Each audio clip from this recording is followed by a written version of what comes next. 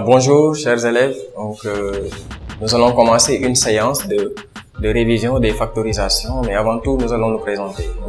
Nous c'est Monsieur Somb, professeur de mathématiques et de physique-chimie à l'école cours privé Haoudou Maouloud.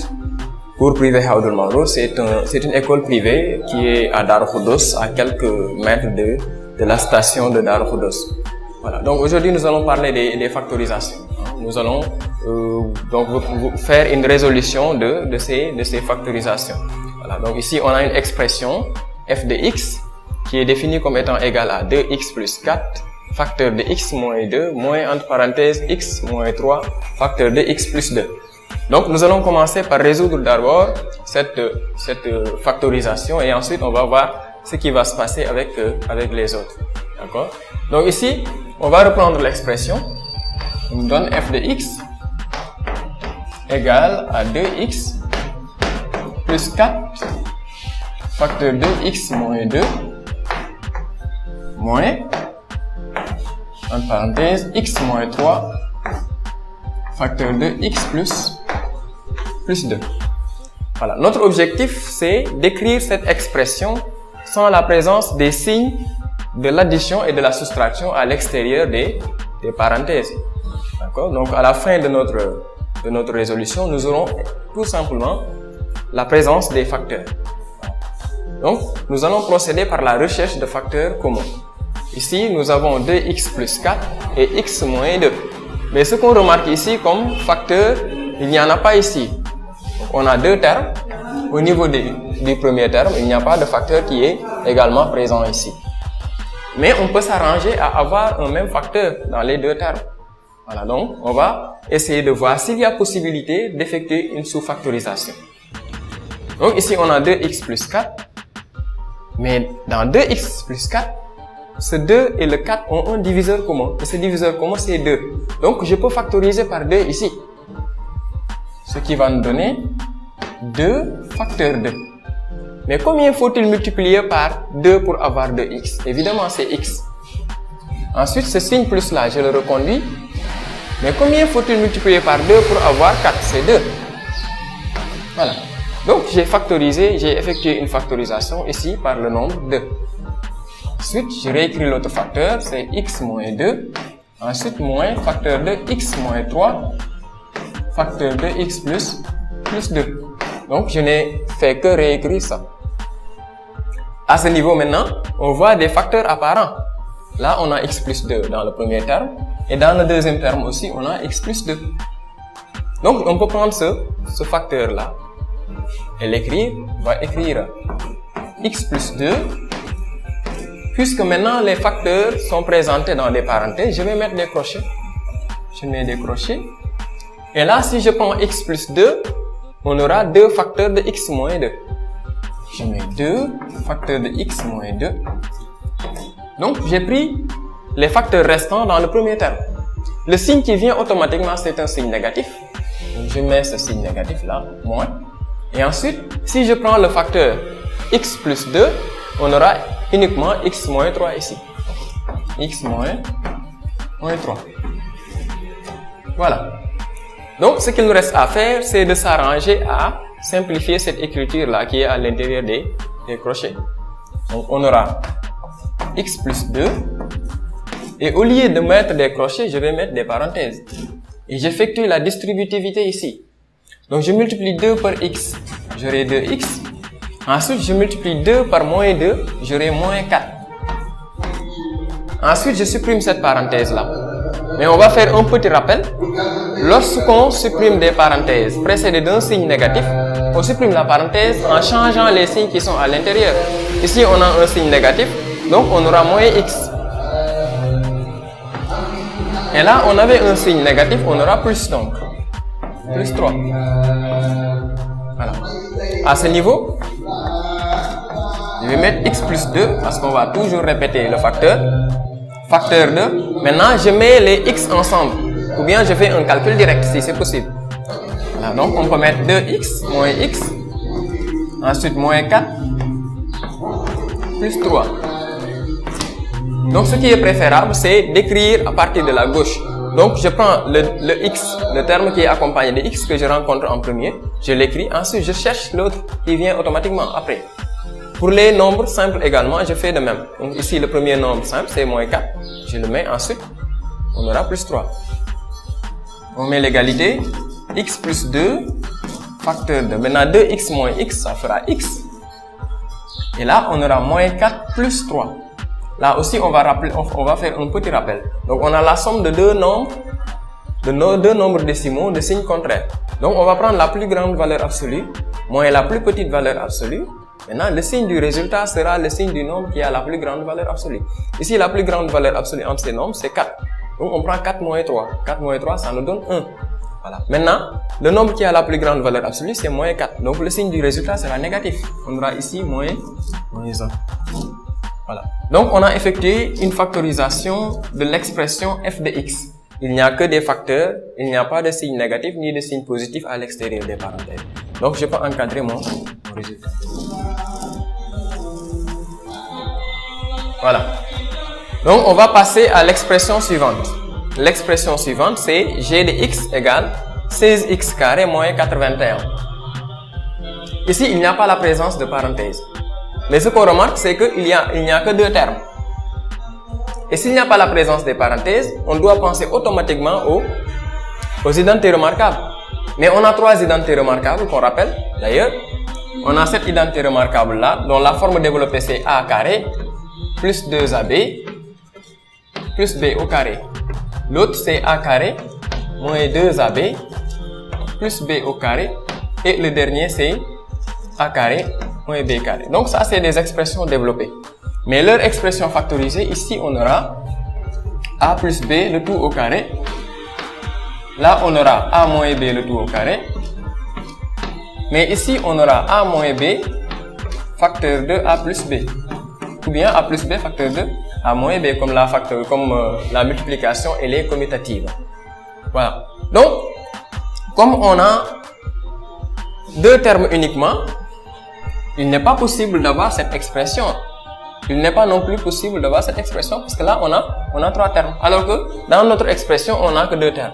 Donc, on va voir si ces deux termes-là sont des carrés. D'accord? Parce que ce qu'on cherche, c'est la différence de deux carrés. On sait bel et bien que 16x carré, c'est un carré. 81 également, c'est un carré. On écrit d'abord l'expression g de x égale à 16x carré moins 81. Voilà. Donc 16x carré, c'est un carré. Mais c'est le carré de quel nombre? 16, c'est le carré de 4. X carré, c'est le carré de x. Maintenant, il faut que je mette les parenthèses. Il faut faire très attention. Parce que si on met uniquement 4x carré, on a élevé le x au carré, mais on n'a pas élevé le 4 au carré. Donc, il faut qu'on mette ça entre parenthèses pour qu'on sache que le 4 est élevé au carré, mais le x également est élevé au carré. Ensuite, le signe qui vient après, c'est un signe négatif. Je mets moins. Et on a 81. 81, c'est un carré et c'est le carré de 9.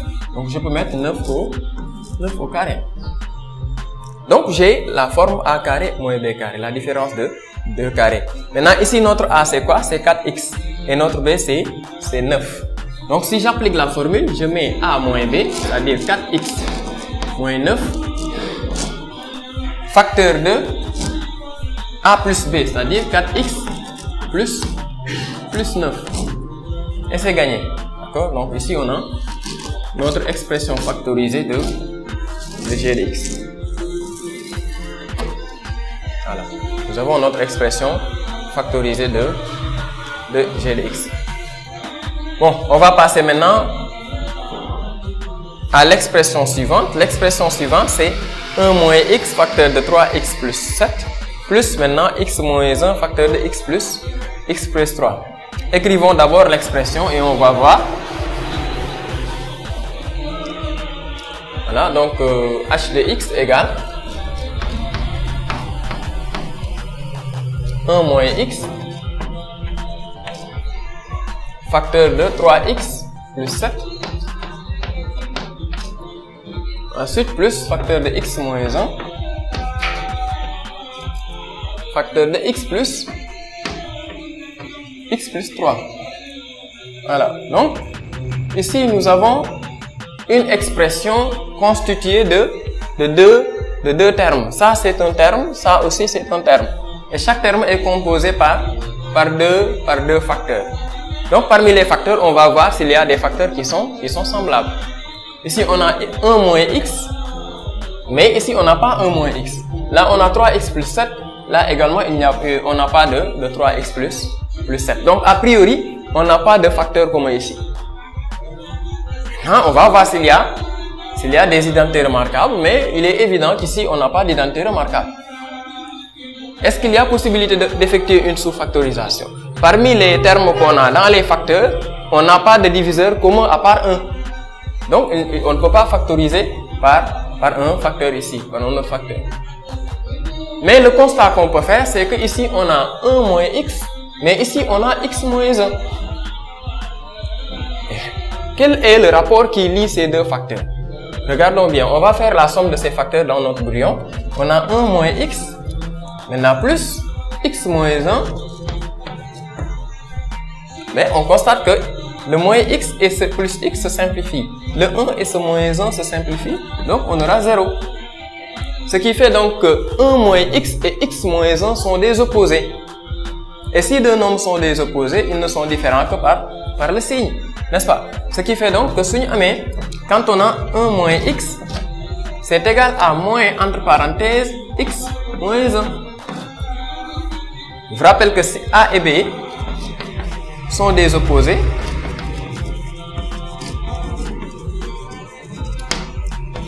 Si A plus B égale 0, mais on peut dire autrement, si A égale moins B. Donc on peut remplacer A par moins B. Voilà, c'est ce qu'on va faire. Donc 1 moins x ici, c'est égal à moins entre parenthèses x moins 1. On peut aussi mettre moins 1, moins entre parenthèses, voilà, moins entre parenthèses 1 moins x, c'est la même chose que, voilà, x moins 1. Donc, au lieu d'écrire ici x moins 1, je peux mettre moins 1 moins x, n'est-ce pas? Donc, on peut mettre égal, je reprends ça, 1 moins x, facteur de 3x, plus 7. Maintenant, ce signe moins là que j'ai ici, si je le multiplie avec ce signe positif, j'aurai un signe négatif. Et maintenant, je mets 1 moins x. Voilà, maintenant facteur de x plus 3. Donc ça, c'est une explication en détail pour vous montrer l'origine du changement de ce signe. Mais pour faire simple, on peut utiliser cette astuce-là. Voilà, donc maintenant que vous comprenez d'où ça vient, on peut uniquement vous montrer l'astuce. L'astuce consiste à faire quoi? On réécrit 1 moins x, facteur de 3x plus 7. Voilà. Maintenant, quand on veut avoir 1 moins x ici, alors qu'on a son opposé, on change le signe qui est devant la parenthèse. On a un signe positif, on va le changer en mettant négatif. Mais si c'était négatif, on aurait mis ici positif. Ensuite, on intervertit les termes. On met 1 moins x, facteur de x plus 3. Et voilà, on a nos facteurs communs, nos facteurs apparents. Donc, on peut factoriser par 1 moins x désormais. Voilà, 1 moins x, facteur de 3x plus 7. Moins, là, si je prends 1 moins x, on aura x plus 3. Voilà. Donc, on va arranger uniquement ce qui est ici. Donc, on aura 1 moins x. J'élimine les crochets et je mets des parenthèses. Je supprime les parenthèses ici. C'est comme si c'était précédé d'un signe positif, donc on ne va rien changer. 3x plus 7. Ici, la parenthèse est précédée d'un signe négatif, donc on supprime la parenthèse en changeant les signes qui sont à l'intérieur. On aura ici moins x moins 3. Voilà. Là, donc ici, on aura égal à 1 moins x. Facteur 2, je prends 3x moins x. On peut le faire directement désormais. 3x moins x, ça nous donne 2x. Ensuite, 7 moins 3, ça nous donne plus 4. Voilà. Maintenant, si on veut également, on peut effectuer une sous-factorisation ici. Parce que là, on peut diviser par 2. Ici également, on peut diviser par 2. Ces deux termes-là ont un diviseur commun et c'est 2. Donc, je peux factoriser par le 2. Le 2 doit être ici. Normalement, si on le factorise. Mais on peut l'amener devant. Parce que la multiplication, elle est commutative. Donc, on met 2 facteur de 1 moins x, facteur de x plus 2. Voilà, on a notre expression h de x. On a notre expression h de x. Donc, c'est des astuces très simples qu'on peut utiliser pour effectuer ce genre de factorisation.